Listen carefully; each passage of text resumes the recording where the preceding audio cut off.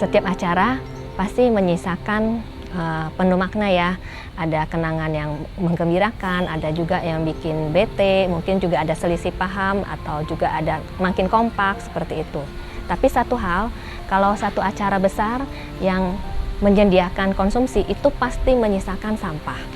Dan negara kita sekarang ini peringkat kedua sebagai negara penghasil sampah plastik terbesar di dunia. Itu yang membuat kita menjadi galau dan berpikir harus melakukan sesuatu.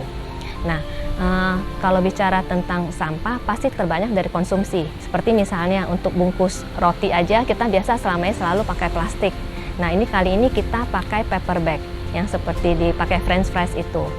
Memang toko rotinya nggak menyediakan, jadi kita panitia yang membeli dan kita drop ke toko itu.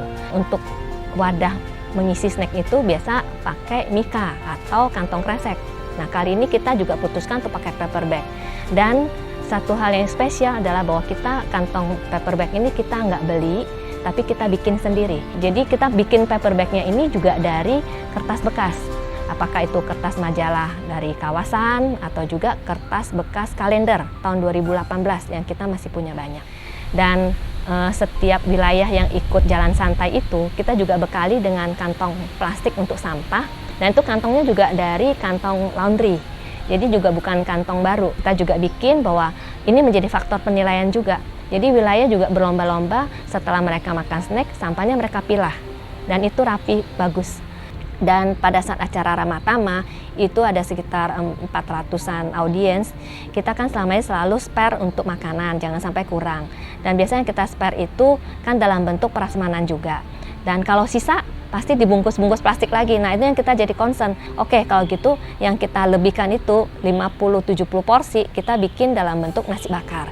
Jadi saat lebih pun mau dibawa pulang itu gampang, nggak usah cari plastik lagi, dan untuk besok dimakan pun masih enak. Dan untuk tahun ini selain concern untuk mengurangi sampah, kita juga menebar bibit ikan lele di kali depan Sunter sini, karena kita berpikir apa yang kita bisa sumbangkan untuk masyarakat sekitar untuk menambah gizi masyarakat.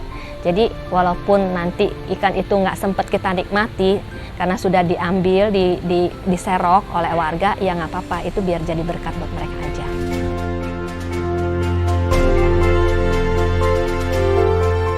Awalnya memang sulit, ada beberapa nada sumbang bahwa ngapain sih kita repot-repot, itu juga nggak seberapa, beli aja.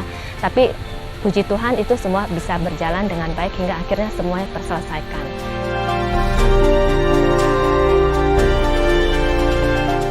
Kejadian yang paling membekas itu tahun 2007 ya, itu kita banjir besar, Jakarta banjir besar.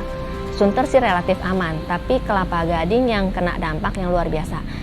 Kakak saya dari sana, dia cerita bahwa kesulitan air minum, bawa uang kemana-mana ke toko itu semuanya habis. Dan itu sangat ironis sekali karena di saat kita kekurangan air untuk minum, di sekelilingnya penuh air karena banjir kan, tapi air itu nggak layak untuk dipakai. Jadi itu yang membuat saya berpikir bahwa memberikan yang terbaik buat anak kita, bisa kita kasih pendidikan yang baik, kita mungkin kerja keras untuk mengumpulkan warisan buat mereka. Tapi seandainya satu hari bumi kita sudah tidak layak tinggal, itu semuanya nggak ada artinya. Dan apa yang bisa saya jawab kepada anak cucu kalau nanti mereka tanya, apa sih yang Oma udah lakukan dulu untuk menjaga bumi ini supaya tetap layak tinggal buat kita, apa kontribusi yang telah dilakukan. Itu kira-kira yang membuat saya berpikir saatnya kita harus melakukan sesuatu.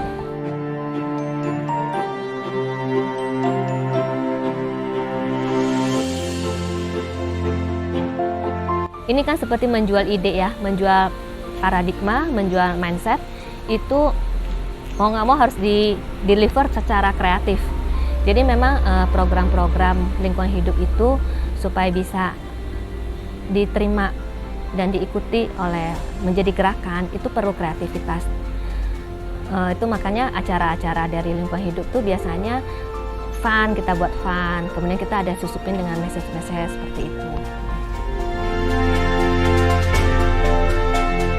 Kita tentu jatuh bangun ya, pasti ada. Karena ada penolakan, ada dianggap orang aneh, seperti itu. Karena kita melawan mainstream di dunia yang sekarang ini. Karena dengan segala hal yang menawarkan kepraktisan, kenyamanan, apa yang kita sarankan, kita anjurkan itu bertolak belakang.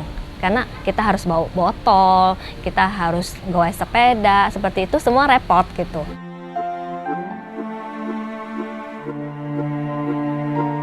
Pertama kita harus lakukan dulu, mulai dari diri kita sendiri. Jadi dan konsisten, karena ini memang ujiannya adalah daya tahan. Seberapa kita bisa daya tahan, kalau misalnya kita mau menggerakkan orang, kalau kita sendiri nggak tahan gitu. Jadi ya mulai dari tahun 2007 sampai sekarang, saya juga memotivasi diri sendiri bahwa saya harus terus konsisten supaya apa yang saya omongkan itu juga saya lakukan, walk the talk. Jadi nggak cuma bisa ngomong doang tapi nggak bisa menjalankan.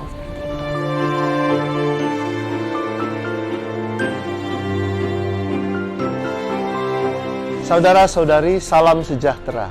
Minggu ini adalah minggu panggilan, minggu gembala yang baik. Kita semua pada saatnya terpanggil untuk menjadi seorang gembala, seorang pemimpin dalam kehidupan kita. Untuk menjadi seorang pemimpin, tentu saja yang dituntut adalah dia bisa memberikan contoh yang baik, berdisiplin, dan bersedia setiap saat untuk rela berkorban.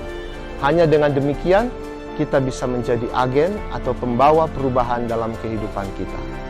Tuhan berkati kita.